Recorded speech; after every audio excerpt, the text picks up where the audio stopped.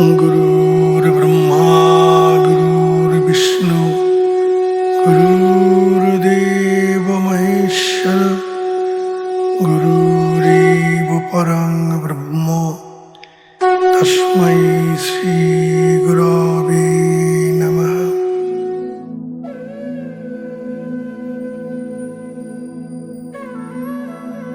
জয় গুরু।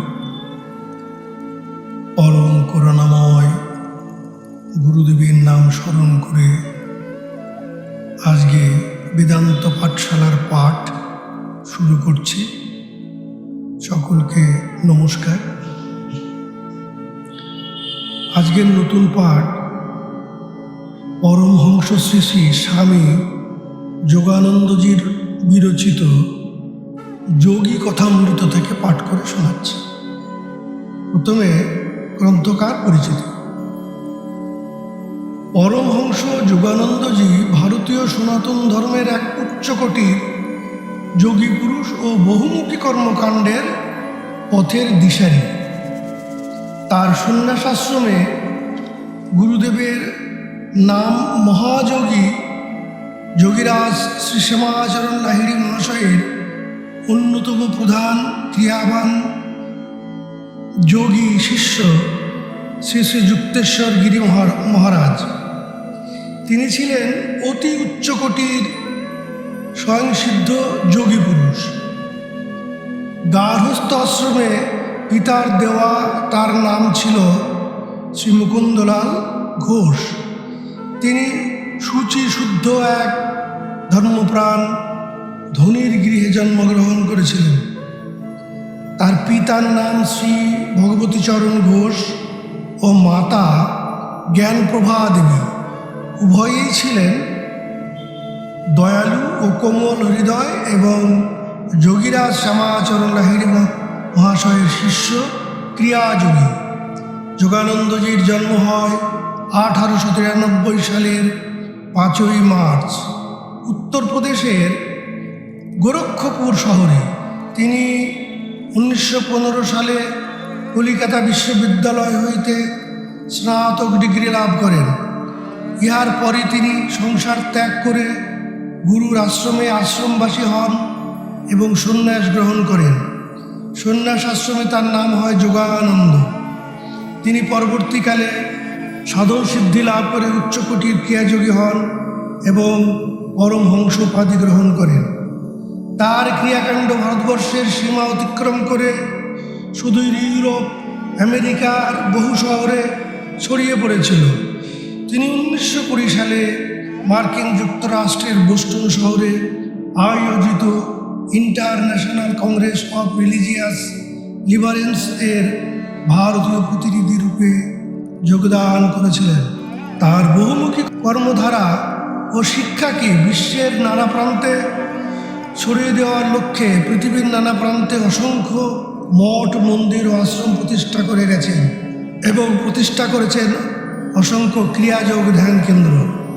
মানব দরদী যোগী মানব কল্যাণে যোগ বিজ্ঞান ক্রিয়া যোগ প্রচারার্থে যোগদা সৎসঙ্গ সোসাইটি অফ ইন্ডিয়া নাম্নী শিক্ষা প্রতিষ্ঠান প্রতিষ্ঠা করেন এবং সেলফ রিয়েলাইজেশন ফেলোশিপ চালু করেন।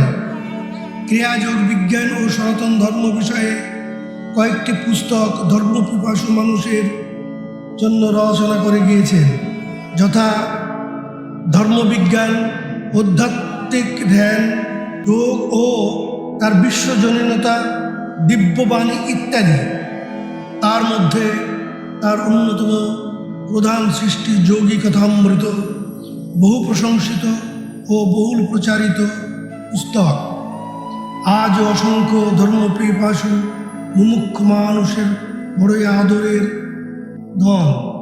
আজকের পাঠ যোগী কথামৃত। প্রথম পরিচ্ছেদ আমার পিতামাতা ও বাল্যজীবন। ভারতীয় সংস্কৃতির বিশিষ্ট লক্ষণ বহু প্রাচীনকাল থেকেই পরম তত্ত্বের অনুসন্ধান ও তার আনুষঙ্গিক গুরু শিষ্য সম্পর্কের ভিতর দিয়ে তাকে উপলব্ধি করার চেষ্টা করা।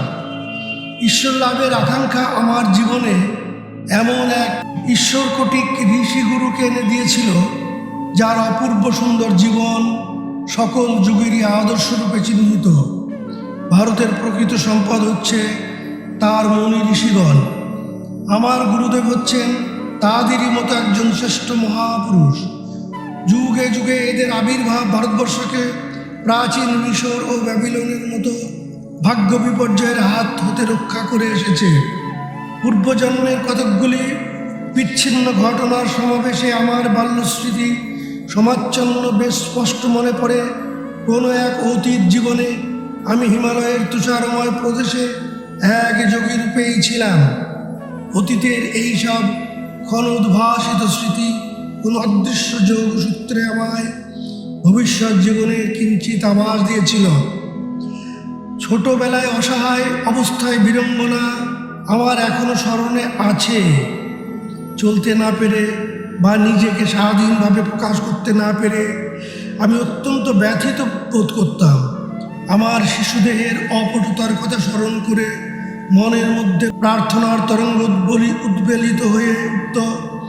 আমার গভীর ভাবপ্রবণ জীবনে আমার হৃদয়ের ভাব মনের মধ্যে নানা ভাষায় উদ্ভাসিত হয়ে উঠত। ওই ভাষা বিভ্রাটের মধ্যে আমার কান আত্মীয় স্বজনের বলা অবিরাম বাংলা শব্দ শুনে শুনে ক্রমশ সেই ভাষায় অভ্যস্ত হয়ে উঠল। গুরুজনেরা আমার ছলনা দেখে মনে করতেন আমার আনন্দ তরল শিশু মন কেবলমাত্র খেলনা আর বৃদ্ধাঙ্গুষ্ঠ হেলনেই নিমগ্ন।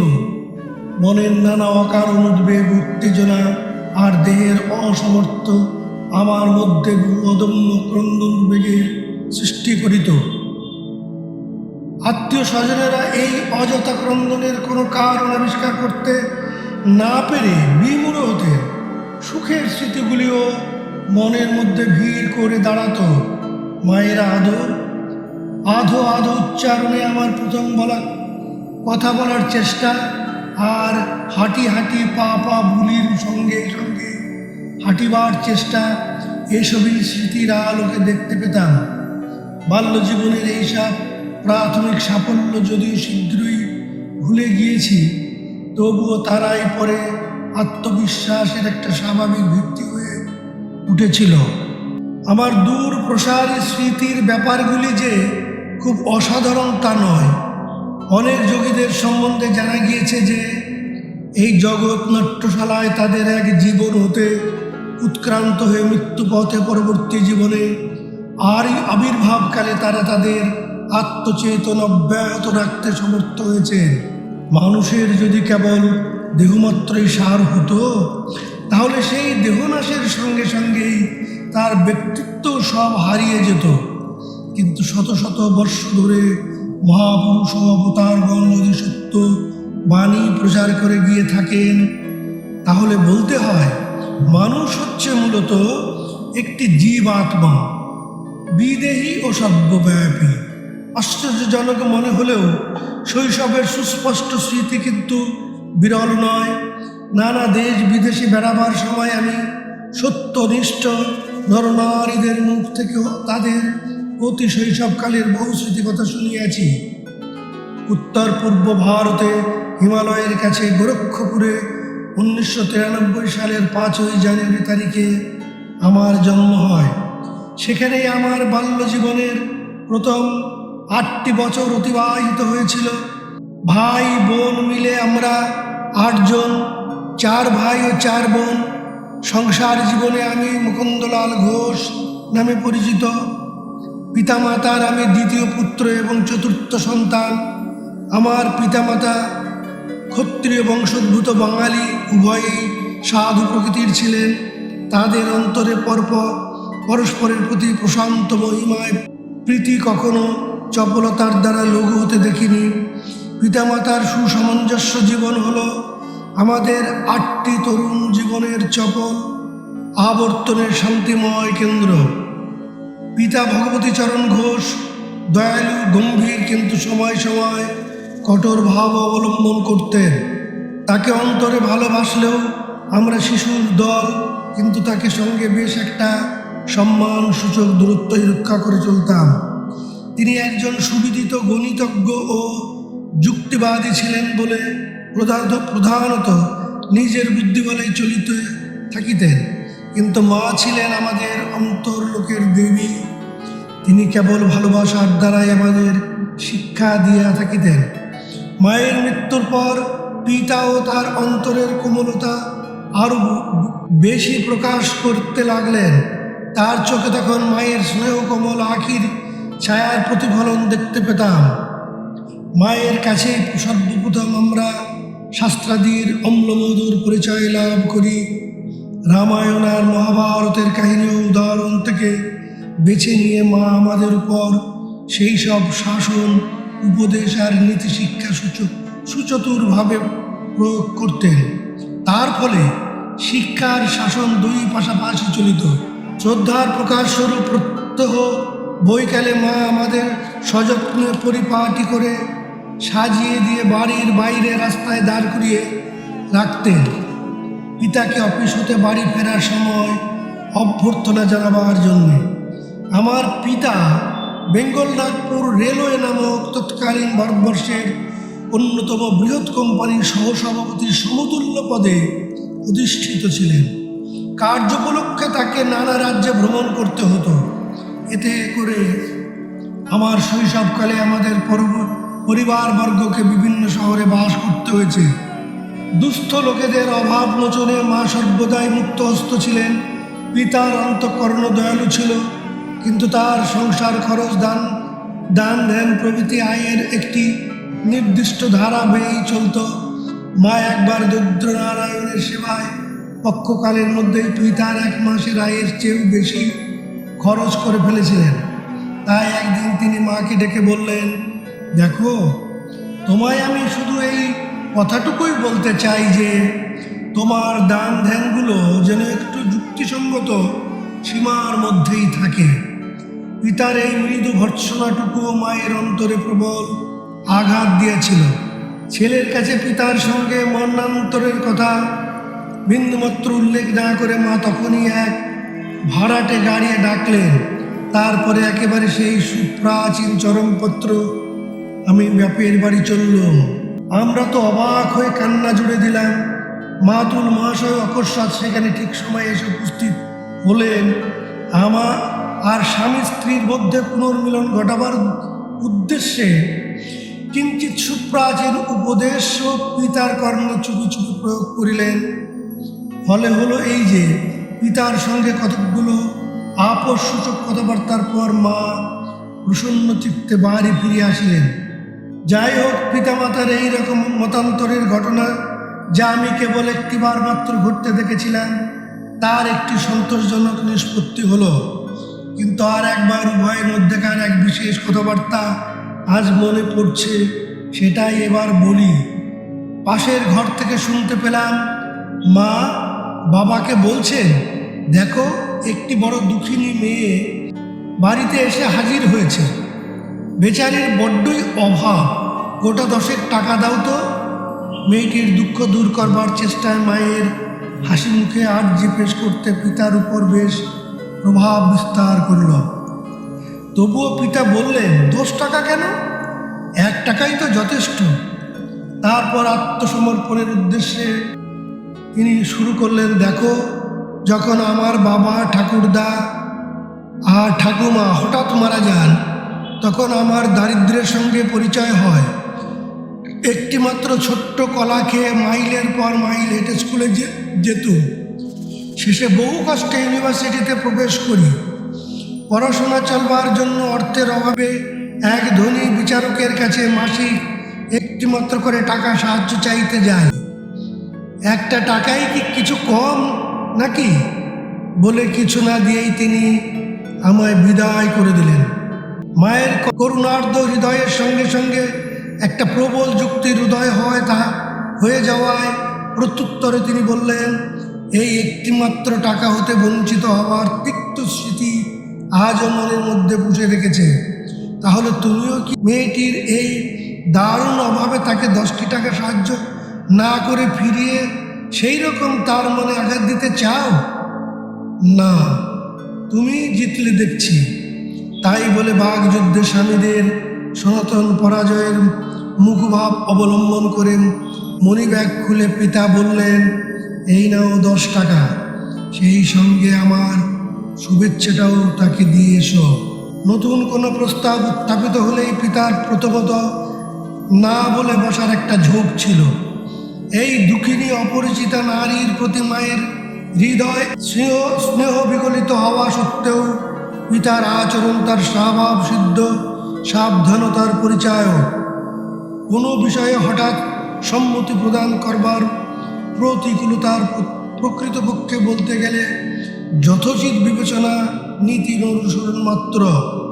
পিতার আচরণ সর্বদাই ন্যায়সঙ্গত এবং তাকে বিচার বিবেচনায় সর্বত্র সমদর্শী দেখতাম।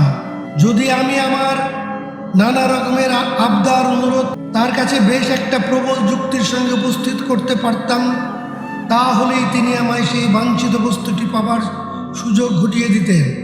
তা সে ছুটিতে ভ্রমণই হোক অথবা একটা নতুন মোটর সাইকেলই হোক। পিতৃদেব তার সন্তানদের শৈশবকালে কঠিন অনুশাসনে রাখতেন। তার নিজের প্রতি আচার ব্যবহারও কঠোর তপস্বীর মতোই ছিল। তার প্রমাণ এই যে জীবনে তিনি কখনো থিয়েটার দেখেননি। তার আমোদ প্রমোদ বা অবসর বিনোদনের জন্য তিনি আধ্যাত্মিক সাধন বা গীতা পাঠে আনন্দ লাভ করতেন। সর্বপ্রকার ভোগ বিলাস পরিহার করে তিনি একজোড়া পুরনো জুতা যতদিন পর্যন্ত একেবারে ব্যবহারের অযোগ্য হয়ে পড়ত ততদিন পর্যন্ত তিনি তাই দিয়ে চালিয়ে দিতেন। মোটর গাড়ি জনপ্রিয় হয়ে উঠলে পর ছোটবেলায় একটা গাড়ি কিনেন, কিন্তু নিজে তিনি ট্রামে চড়ে অফিসে যাতায়াত পছন্দ করতেন। ক্ষমতা লাভের জন্য ধন সঞ্চয়ে তার কোনোদিনই আগ্রহ ছিল না। একমাত্র কলকাতার আরবান ব্যাংক গড়ে তুলতে সাহায্য করার পর তিনি নিজের লাভের জন্য তার শেয়ার কেনা বা তার ধরে রাখার সমীচীন বোধ না করে তা প্রত্যাখ্যানই করেছিলেন। অবসরকালে জনকল্যাণের জন্য এইরূপ পৌর কর্তব্য পালন করেই তিনি সন্তুষ্ট থাকতেন। পিতা চাকরি হতে অবসর ও পেনশন নেবার বহু বৎসর পরে বিলাত থেকে একজন ইংরেজ হিসাব পরীক্ষক বেঙ্গল নাগপুর রেলওয়ে কোম্পানির হিসাব পরীক্ষা করতে আসেন। তিনি দেখে আশ্চর্য হয়ে যান যে পিতা তার বহুদিনের প্রাপ্য বোনাসের জন্য কোম্পানির কাছে কখনোই কোনো আবেদন করেননি। পিতা 3 জন লোকের কাজ একাই চালাতেন বলে হিসাব পরীক্ষক সাহেব রেলওয়ে কর্তৃপক্ষের কাছে মন্তব্য করেন। তিনি হিসাব করে দেখেন যে তার বকেয়া প্রাপ্য অর্থের পরিমাণ দাঁড়াচ্ছে 1,25,000 টাকা। কোষাধ্যক্ষ পিতাকে ওই পরিমাণ টাকার একটি চেক পাঠিয়ে দেন। এ বিষয়ে এত অল্পই তিনি মনে ঠাঁই দিয়েছিলেন যে সংসারে তার কথা উল্লেখ করেও ভুলে গিয়েছিলেন। পরে বহুদিন বাদে আমার কনিষ্ঠ ভ্রাতা বিষ্ণু ব্যাংকে এতগুলো টাকার একটা বড় রুমের জমার হিসাব পেয়ে তাকে এই বিষয়ে প্রশ্ন করে। তা বিষ্ণুকে বলেন, পার্থিব লাভে উল্লসিত হয়েও না। সুখে দুঃখে মন যার বিচলিত, সে লাভে উল্লসিত বা ক্ষতিতে ম্রিয়মাণ হয়। সে জানে যে মানুষ এ পৃথিবীতে আসে কপর্দকহীন হয়ে আর যায় কপর্দক শূন্য হয়ে। বিবাহিত জীবনের প্রারম্ভে পিতামাতা উভয়ই কাশীর যোগ অবতার লাহিড়ী মহাশয়ের শিষ্যত্ব গ্রহণ করেন। এই যোগাযোগ পিতার স্বাভাবিক তাপস স্বভাবকে দৃঢ়তর করে তুলেছিল। মা আবার বড়দিদি রমার নিকট এক অদ্ভুত কথা প্রকাশ করেছিলেন, তোমার বাবাও আমি বৎসরে কেবল একবার মাত্র স্বামী স্ত্রীর সম্বন্ধ পালন করি, তাও সন্তান লাভের জন্যে।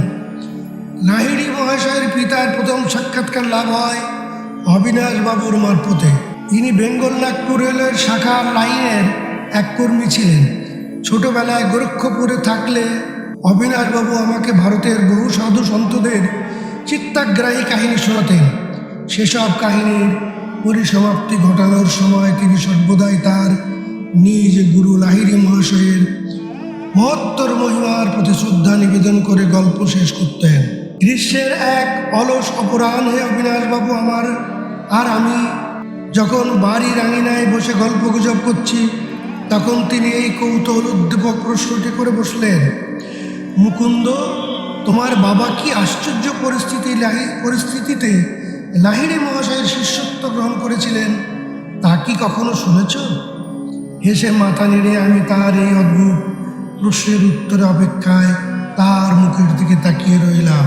অবিনাশবাবু বলতে শুরু করলেন, তোমার জন্মবার অনেক আগে আমাদের উপরওয়ালা অর্থাৎ তোমার বাবার কাছে কাশিতে আমার গুরুদেবকে দর্শনের জন্যে অফিস হতে 1 সপ্তাহের ছুটি চাইলাম।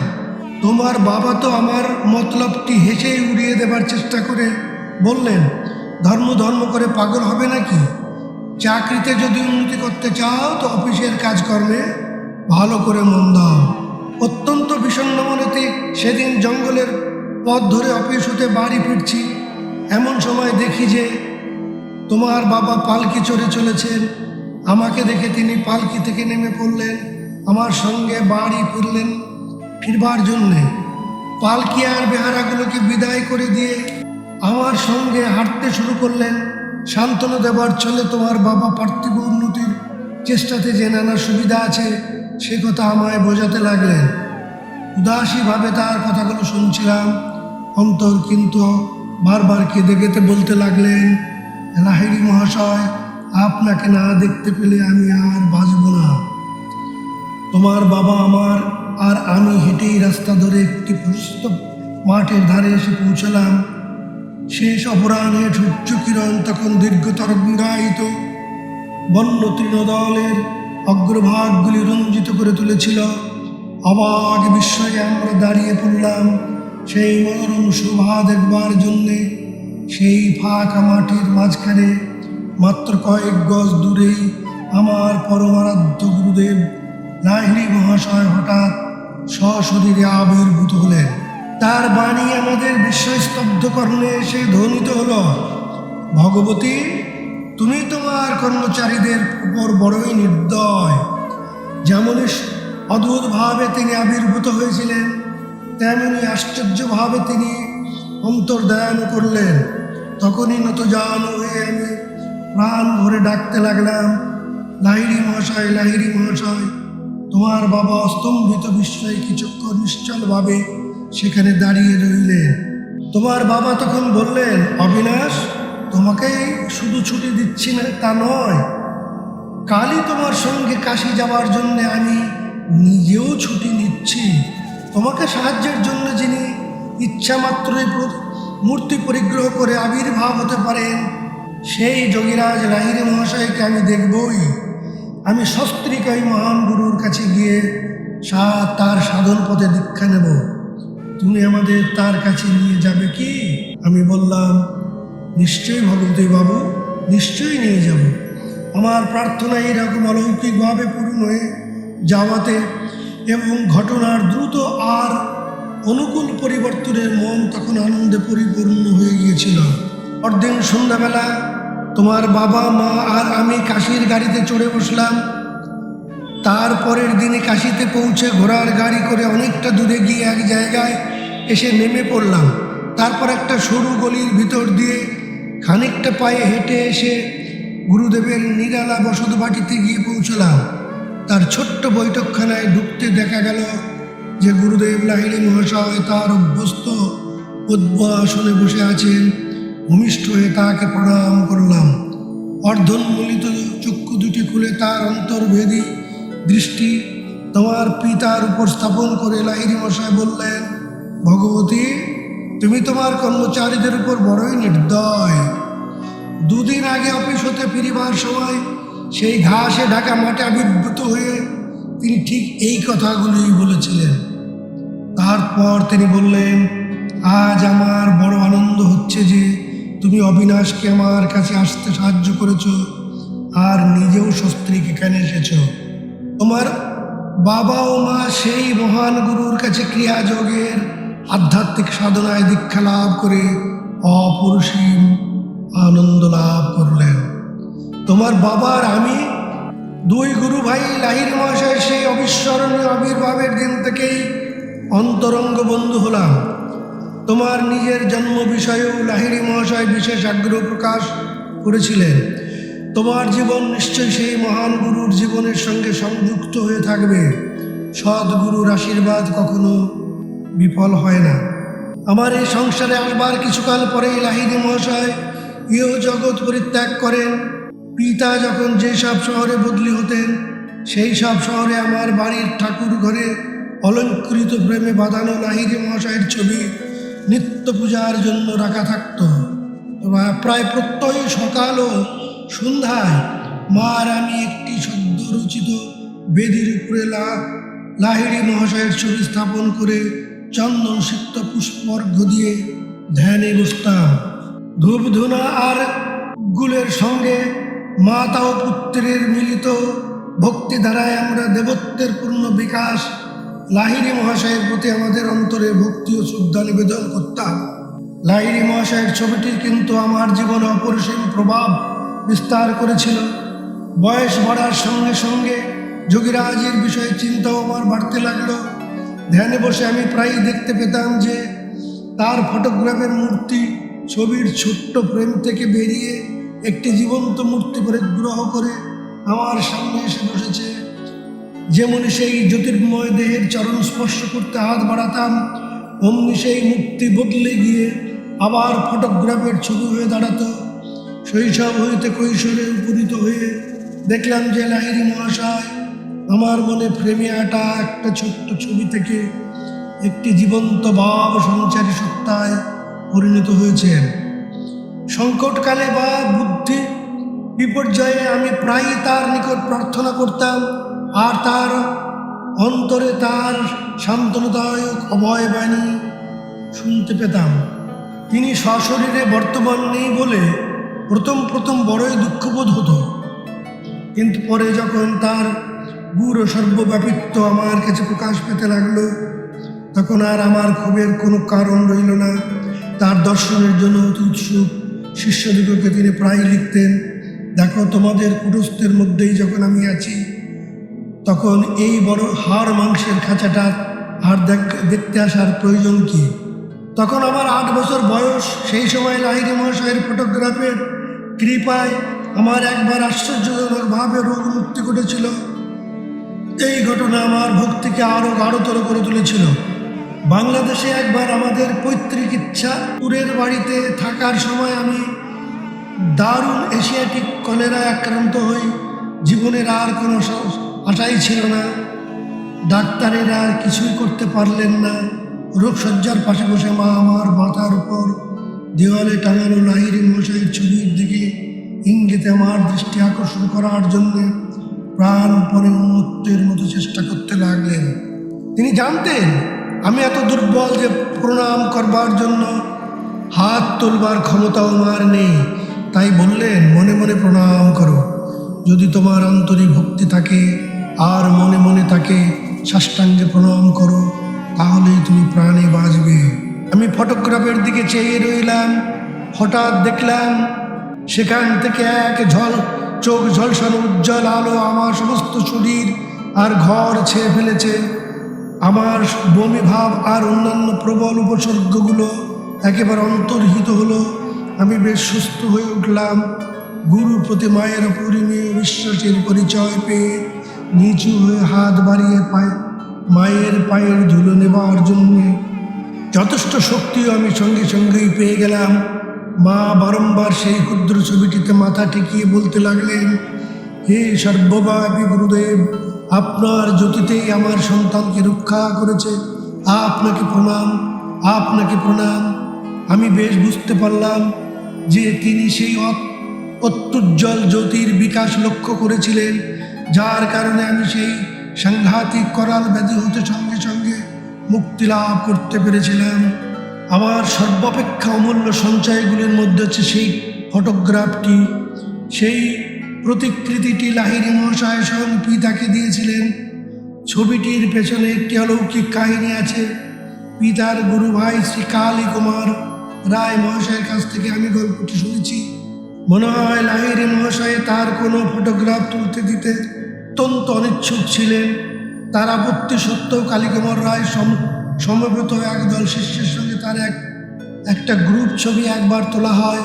ফটোগ্রাফার মহাশয় বিস্ময়ে স্তম্ভিত হয়ে দেখলেন যে এটা যদিও অন্যান্য শিষ্যদের ছবিগুলো স্পষ্ট হয়ে ফুটে উঠেছে, কিন্তু মাঝখানে যে স্থানে তিনি লাহিড়ী মশাইয়ের প্রতিকৃতি দেখবেন বলে স্বাভাবিক আশা করেছিলেন, সেই স্থানটি একেবারেই শূন্য, কিছুই নেই।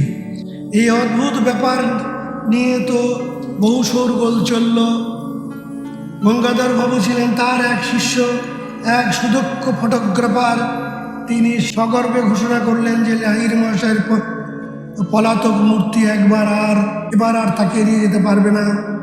তারপর দিন সকালবেলায় গুরুদেব যখন পিছনে পর্দা টাঙানো একটা কাঠের বেঞ্চিতে পদ্মাসন উপবেশন, গঙ্গাধর বাবু তখন তার সাজ সরঞ্জাম সমেত সেখানে এসে উপস্থিত হলেন। সাফল্য লাভের জন্য সর্ববিধ সতর্কতা অবলম্বন করে সৎসাহে তিনি 12টি প্লেট এক করে ছবি তুললেন। আশ্চর্য, প্রত্যেকটাতেই তিনি দেখলেন যে কঠোর কাঠের বেঞ্চি ও পর্দার ছাপ উঠেছে, কিন্তু একবারও তার কোনোটিতে গুরুদেবের ছবি নেই। দর্পচূর্ণ হতে গঙ্গাধর বাবু তখন শাস্ত্রনয়নে গুরুদেবের চরণ প্রান্তে গিয়ে পড়লেন। বহুক্ষণ পরে নিস্তব্ধতা ভঙ্গ করে লাহিড়ী মহাশয় অশ্রুপূর্ণ ভাষায় বললেন, আমি আত্মা, তোমার ক্যামেরায় কি যা সর্বব্যাপী আর যা দৃষ্টিরও অগোচর তার ছবি তুলতে পারে? তাই তো দেখছি, পারে নাই তো বটে, কিন্তু ঠাকুর আপনার দেহ মন্দিরটির একটি ছবি পেতে যে আমার বড্ডই ইচ্ছে করছে। সত্যি আমার দৃষ্টি নিতান্ত সংকীর্ণ। আজ পর্যন্ত বুঝতেই পারিনি যে এই বিরাট আত্মা পরিপূর্ণভাবে আপনার মধ্যে বিরাজমান। তাহলে কাল সকালে এসো, তোমার জন্য আমি ছবি তুলতে বসবো। আবার ফটোগ্রাফার মহাশয় ছবি তুললেন। এবার কিন্তু সেই পূর্ণমূর্তি রহস্যময় অদৃশ্য বরণ থেকে মুক্ত হয়ে প্লেটের উপর অতি সুস্পষ্টভাবে প্রকাশিত হলেন। মহাগুরু আর অন্য কোনো ছবি তোলেননি, অন্তত আমার চোখে তা পড়েনি। ফটোগ্রাফটি এই পুস্তকে সন্নিবেশিত হয়েছে।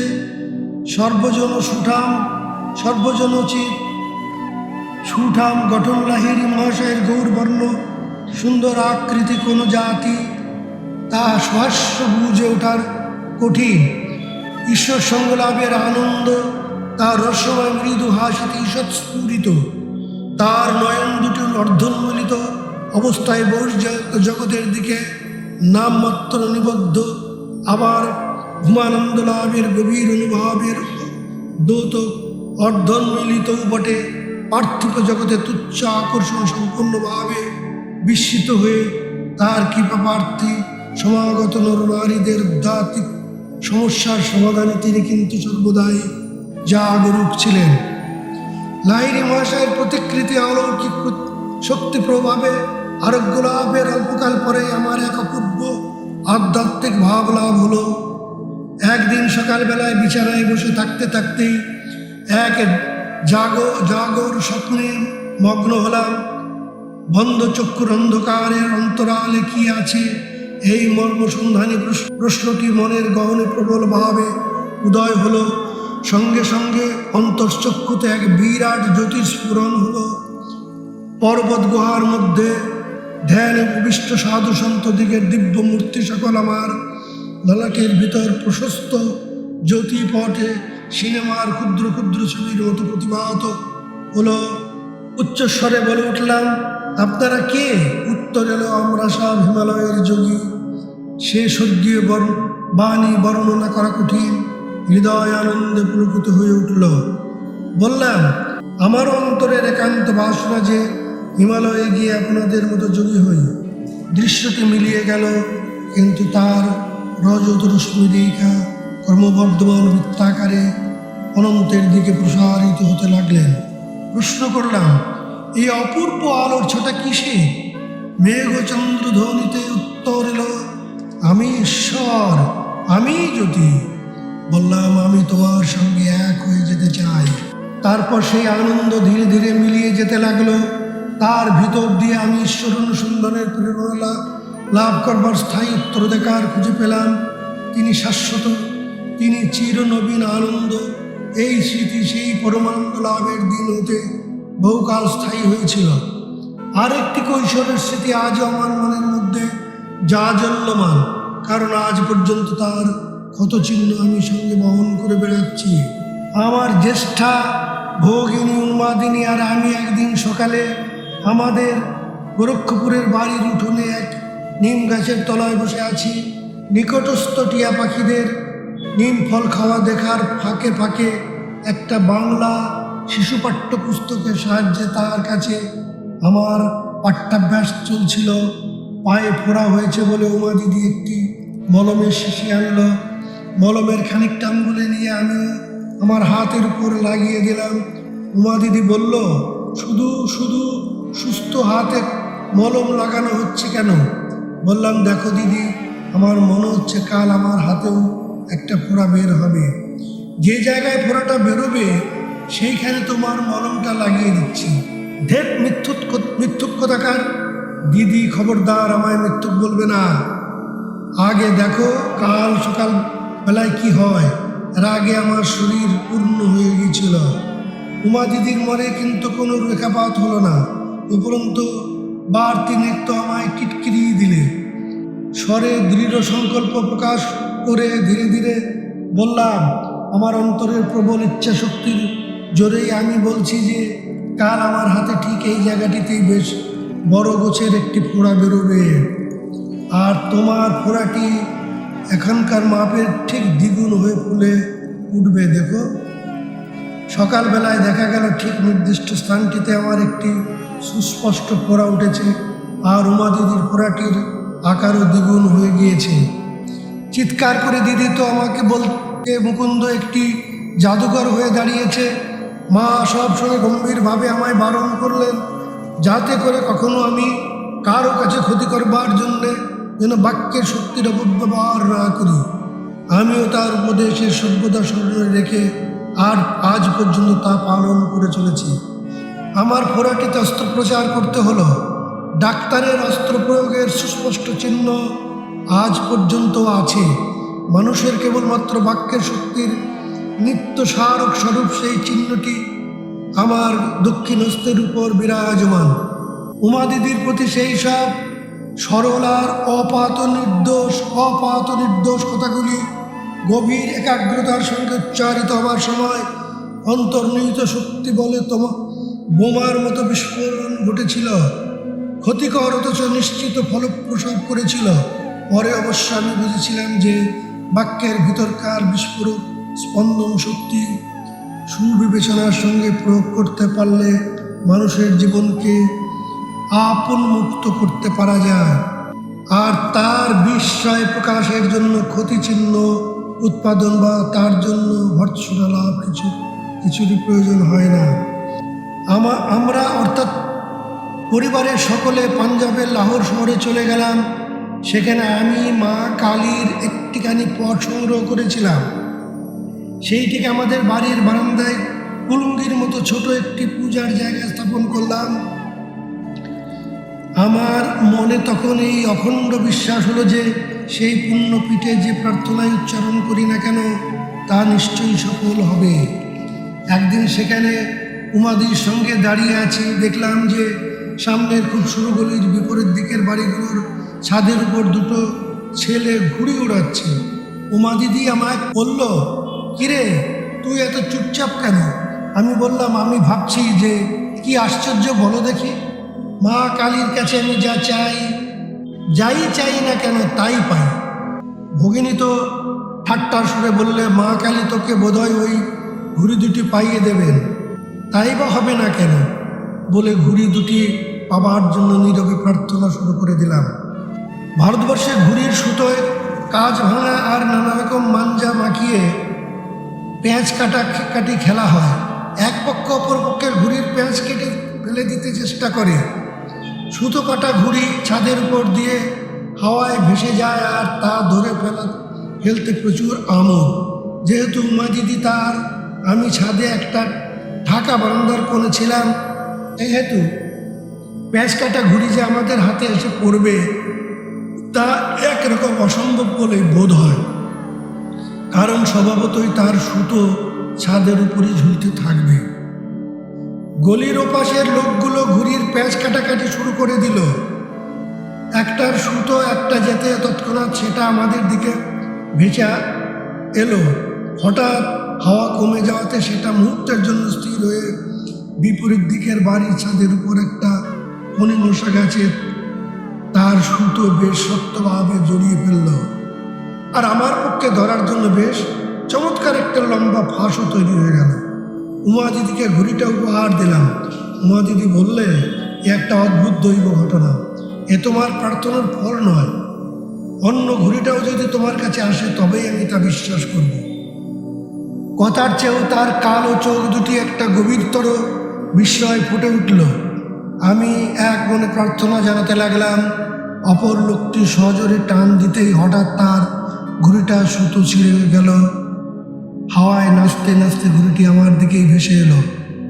আমার সহায় সেই ফণি মনসা গাছটি যাতে করে আমি ধরে ফেলতে পারি এমনভাবে ঘুড়ির সুতোয় ফাঁসটি বানিয়ে সেটাকে গাছে আটকে ফেলল। আবারও আমার দ্বিতীয় বিজয়টি চিহ্নিত উমা দিদিকে উপহার দিলাম। সত্যি মা কালী তোমার কথা শোনেন। ওরে বাবা, এসব যেন ভেলকিবাজি বলে ত্রস্তা হরিণীর মতোই দিদি ছুটে পালালো। জয় গুরু, জয় যোগী।